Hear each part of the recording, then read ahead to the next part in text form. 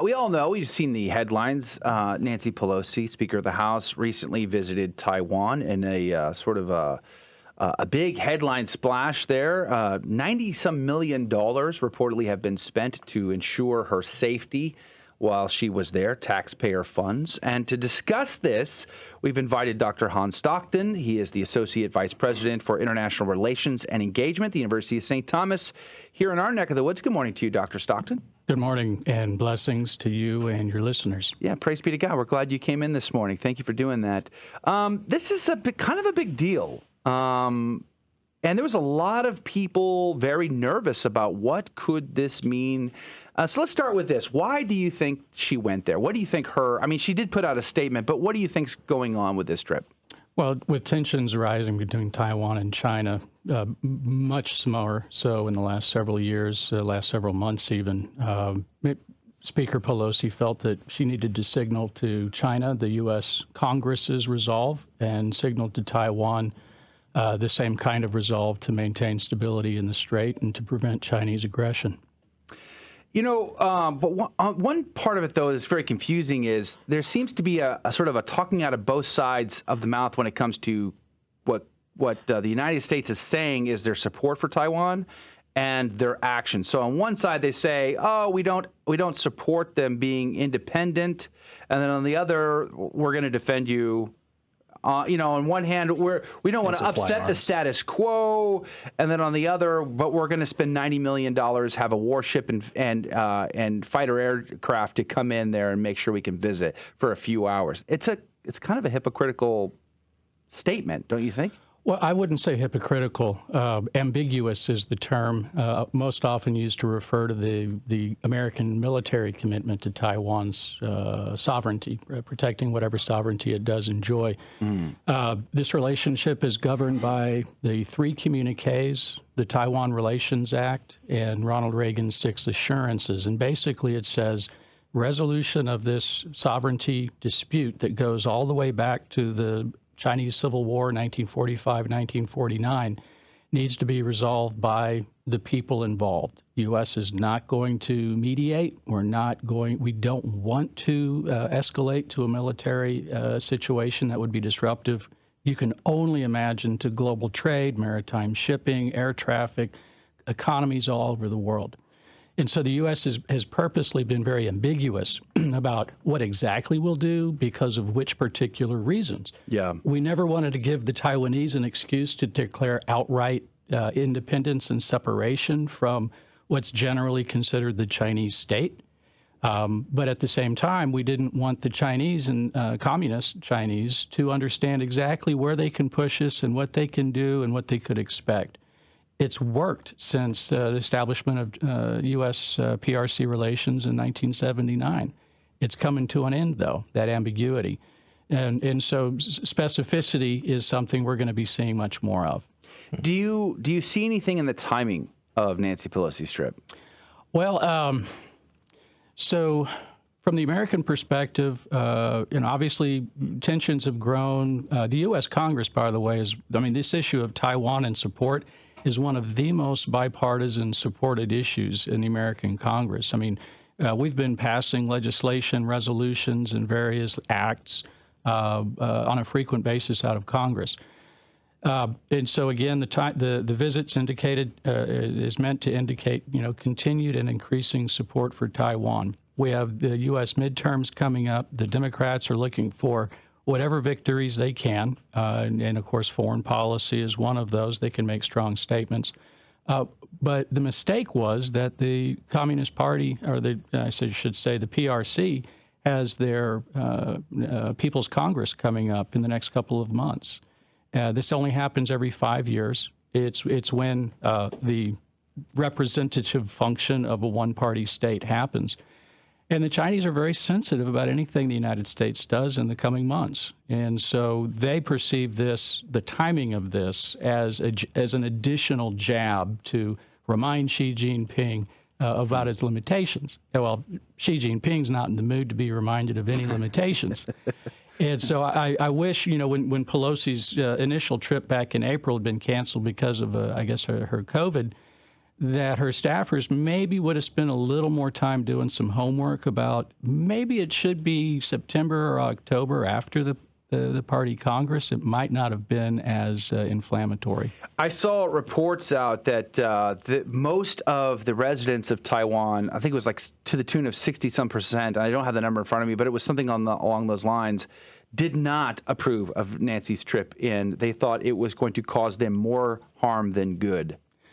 Well, we have complaints in our own country about the media bias. In Taiwan, it's no different. It might even be worse. So you really have to be careful about which station or what's the source of the survey, because sometimes, let's just say it's less than scientific or rigorous. I could tell you the folks that I've known for 30 years and been working with in Taiwan are thankful of U.S. support. They appreciate Pelosi's visit, but they also know if these Chinese war games that are unfolding, quote unquote, as a result of Pelosi's visit, man, those war games would have happened next month or 2 months from now or whoever's next visit. The Chinese have the capacity.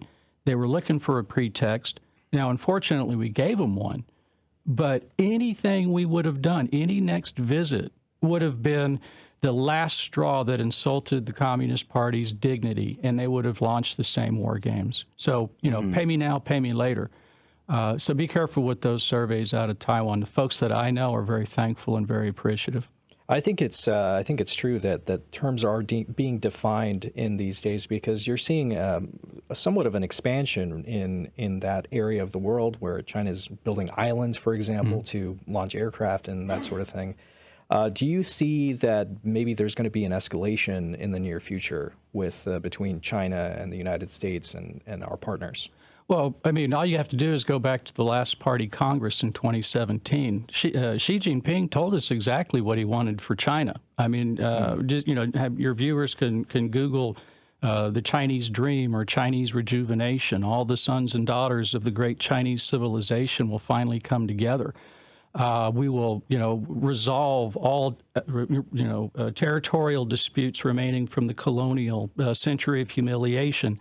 China will become a global power. We will take leadership, global leadership. The first time any Chinese leader had ever said anything like that since 1949, when the country, or the People's Republic of China, was founded. So again, it's inevitable. The Chinese are on the rise. They do not see themselves living in harmony with the United States and our purposes, and we have to think about our national security and national interest the same way the Chinese are, and there's going to be increasing conflict. One of the things I think is a good point to put on to the conversation today is, from China's perspective, now, I am no fan of Xi Jinping, communism, or any of the other shenanigans that come out of China. However, if the American military might was on my doorstep, I would feel intimidated by that, and I don't think you can just ignore that. You'd have to do something. If for instance, China pulled up to Puerto Rico, Guam, Hawaii, we'd be like, no, that's not going to work. We're going to do something about that, right? So I can understand that from that perspective. But nonetheless, there's lots of, as you indicated in the last segment, lots of political shenanigans that have been going on for decades. But, here's the thing, though. They have amassed, and I wonder, and I'd like to get you to comment upon this, they have amassed in Kinmen tanks and amphibious vehicles, which is really a stone's throw away from these tiny little islands that Taiwan controls. They could very easily cross this little body of water and hit those two tiny islands without the main body of Taiwan being involved and take them probably very quickly. Would that be, and some are saying that might be the reprisal that we could see in the coming days. What do you think about that? Well, yeah, there are two particular populated islands that are very close to the Chinese mainland, and a concerted effort by the People's Liberation Army would take those islands very quickly. Now that would be it. The gloves are off, and now we're in a whole nother chapter. And I don't think China's ready. Why? The disruption to the economy, they've seen what Russia's invasion of Ukraine has cost Russia, short-term as well as long-term. They've seen actually just how complicated these things can be. And you have on top of that the complexities of an amphibious invasion of Taiwan, right? And that's a whole other layer of complicated. So what the war games are able to do for the Chinese right now is to conduct live-fire drills on the scope, scale, and locations they've never done before, in particular on the eastern part of Taiwan out into the Pacific. And so those drills are providing them much-needed experience with joint command operations, missile testing, et cetera. And so those lessons, they could apply very, very quickly to these offshore islands. Mm-hmm. The most likely scenario is one we think of as a slow suffocation of Taiwan, where military exercises turn into a blockade. And that's effectively what's happening right now is Taiwan's blockaded. And that was usually perceived to be one of the last steps towards military confrontation was a blockade. Mm-hmm. Now they're going to lift it, quote unquote, in the next 4 days when the military exercises are done. The second scenario would be taking Taiwan's offshore, other smaller offshore islands, and the Kinmen Islands. Yeah, Kinmen Islands up in the, as well as an area known as Liaohu County, which are a collection of small islands. And so that would be very concerning. But again, once they take physical territory from Taiwan, then that's a notice to the rest of us. This is how far they're willing to go right now. They're not going to stop. And the reality is they're not going to stop.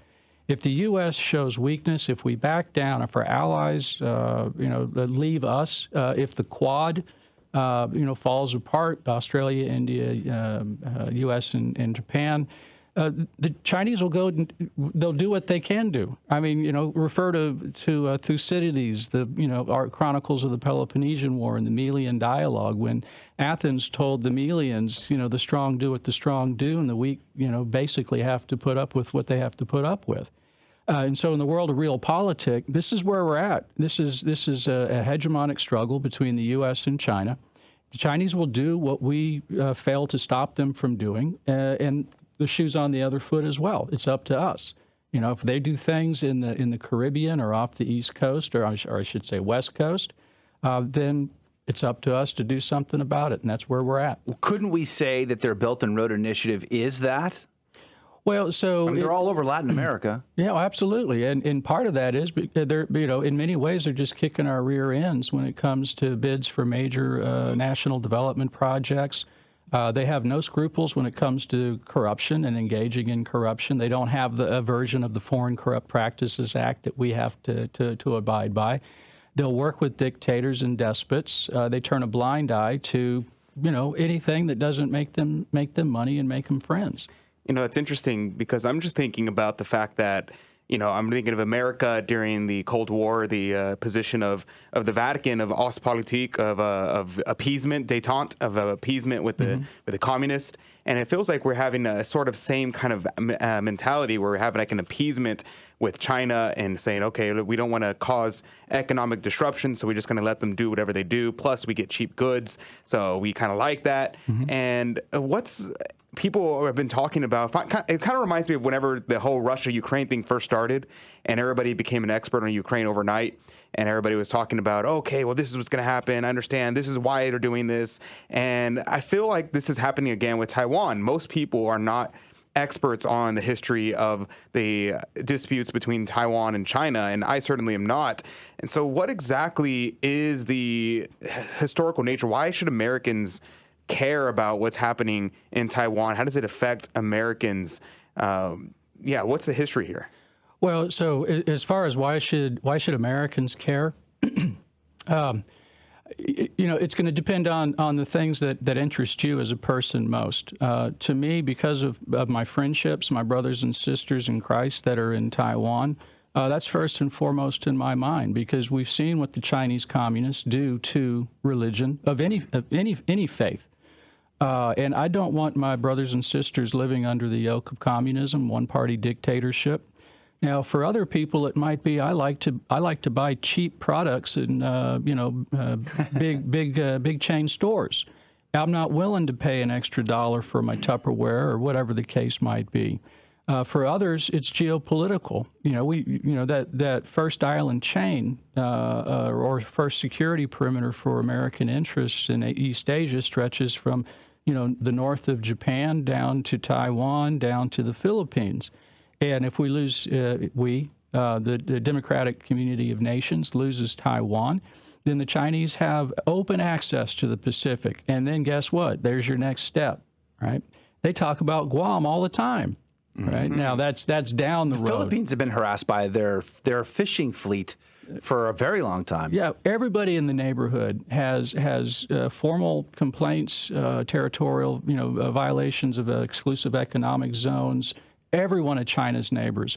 But when China bellies up with their economic might and their military threat, our friends in the region look to us. Now, why should we care overall? Let me just say this, make it simple.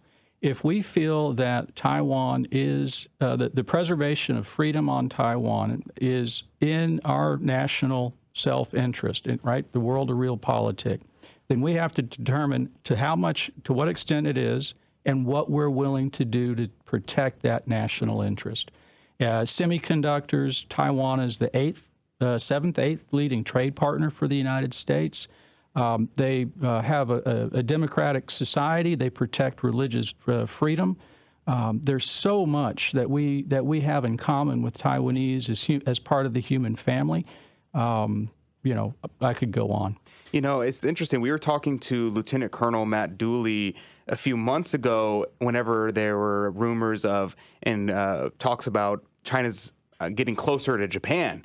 And so, this kind of idea of China moving in on neighboring states, countries, I don't even know what to call them, the territories like Hong Kong, when that happened. So China, what is the background that we need to know about China and their kind of military movements? Because Colonel Dooley made the point that his concern is that China has a massive male population, and historically speaking, whenever a population has a surplus of men and way too many men and not enough women, they go to war because they need to get rid of some of that excess male population, which is very cynical. But there we go. That's a communist nation for you.